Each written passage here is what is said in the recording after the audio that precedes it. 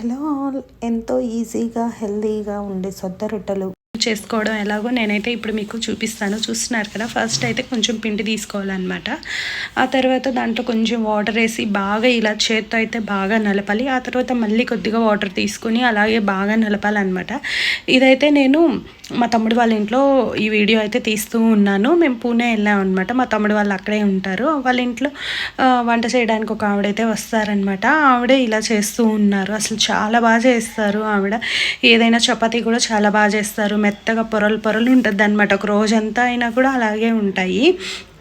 ఇంకా సరే సొద్దుపిండి ఉంది అని అంటే ఆవిడే నేను చేస్తాను చూడండి అని చెప్పి చేస్తూ ఉన్నారు. చూస్తున్నారు కదా, ఒక్కొక్కటి అలాగే చేస్తున్నారు ఆవిడ. ఫస్ట్ కొంచెం పిండి తీసుకుంటున్నారు, ఆ తర్వాత మళ్ళీ కొంచెం వాటర్ వేస్తున్నారు అనమాట. ఆయిల్ అవి ఏం వేయలేదు అసలు. చూడండి ఎలా పొంగుతున్నాయి, అసలు చాలా బాగా పొంగుతున్నాయి అనమాట. మెత్తగా కూడా ఉన్నాయి.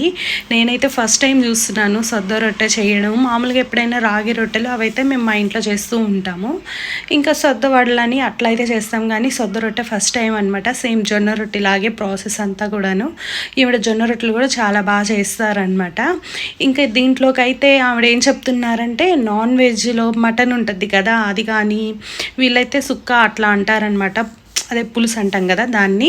అట్లా మటన్ది చికెన్ది కానీ అయితే సూపర్గా ఉంటుంది. మనం ఒకటి తింటే సరిపోతుంది, అసలు స్టమక్ ఫుల్ అయిపోతుంది.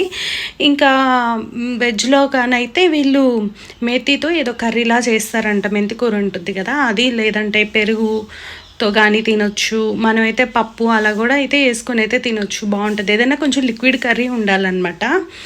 ఇంకా ఆ తర్వాత చూస్తున్నారు కదా, చూడండి ఎలా ఎంత పెద్దది చేసేస్తున్నారో అసలు.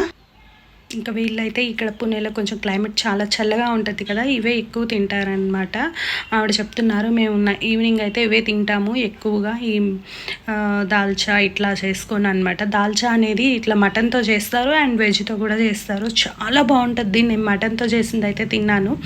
ఈసారి ఎప్పుడన్నా చేస్తే నేనైతే వీడియో తీసి అప్లోడ్ చేస్తాను చూడండి. ఆ తర్వాత అయితే ఇప్పుడు పెనం మీద వేసేసారు. ఆ తర్వాత కొంచెం వాటర్ వేసి పైనంతా చూడండి ఇలా పూస్తున్నారనమాట. అండ్ మీకు ఇంకొకటి తెలుసా, ఆ పెనం ఉంది కదా అది చాలా థిక్గా ఉంటుంది. ఇక్కడ ఈ సైడ్ అవి ఎక్కువ యూస్ చేస్తారనమాట. మనం బిర్యానీ చేసేటప్పుడు దమ్కి కానీ అలా కూడా అది యూస్ చేస్తారు. ఈసారి అయితే నేను ఖచ్చితంగా వచ్చినప్పుడు ఆ పెనం అయితే ఎక్కడైనా కొనుక్కొని తీసుకెళ్తాను. ఇంకా నా తర్వాత చూడండి, చిన్నగా మొత్తం సైడ్లంతా తీస్తూ ఇంకా ఫ్లిప్ చేసారనమాట. ఆ తర్వాత ఇంక ఇంత బాగా పొంగుతూ చాలా బాగుంది. ఇంకా ఆంటీ అయితే వేరేదేదో కూడా చెప్పారు, సాబుదానా వడ అని. అది కూడా చాలా బాగుంటుంది అనమాట. మేమైతే బయట తినున్నాము ఆల్రెడీ, ఒకసారి చేద్దాము అని అనుకుంటున్నాను నేనైతే. అది కూడా చేయిస్తే వీడియోలో అయితే అప్లోడ్ చేస్తాను. అండ్ ఇంకా చూస్తున్నారా ఎలా పొంగుతూ ఉన్నాయో అనమాట. చాలా బాగా పొంగుతున్నాయి. మెయిన్ ఈ పెనం కూడా దీనికి థిక్నెస్గా ఉంటే మనకి ఇంకా కొంచెం బాగా వస్తాయి అన్నమాట.